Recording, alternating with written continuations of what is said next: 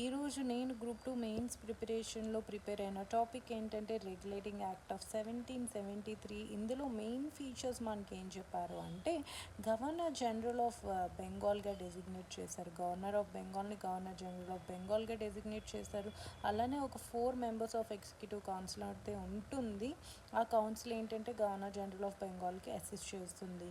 తర్వాత governor of Bombay అలానే మద్రాస్ యొక్క ప్రెసిడెన్సీస్లో ఉన్న గవర్నర్స్ని గవర్నర్ జనరల్ ఆఫ్ బెంగాల్ కింద సబార్డినేట్గా చేయమని చెప్పారు. అలానే మనకి సుప్రీంకోర్టు అయితే ఎస్టాబ్లిష్ చేశారు 1774లో. ఇందులో ఒక చీఫ్ జస్టిస్ అలానే 3 అదర్ జడ్జెస్ అయితే ఉంటారు. అలానే బ్రైబ్స్ ఏవి తీసుకోకూడదు అని చెప్పారు. ప్రైవేట్ ట్రేడ్ అయితే చేయకూడదు కంపెనీ అఫీషియల్స్ అని చెప్పారు. అలానే కోర్ట్ ఆఫ్ డైరెక్టర్స్ ఉంటారు. వీళ్ళేమో వచ్చేసి కంపెనీలో జరిగిన revenue, civil and military affairs యొక్క రిపోర్ట్స్ అయితే బ్రిటిష్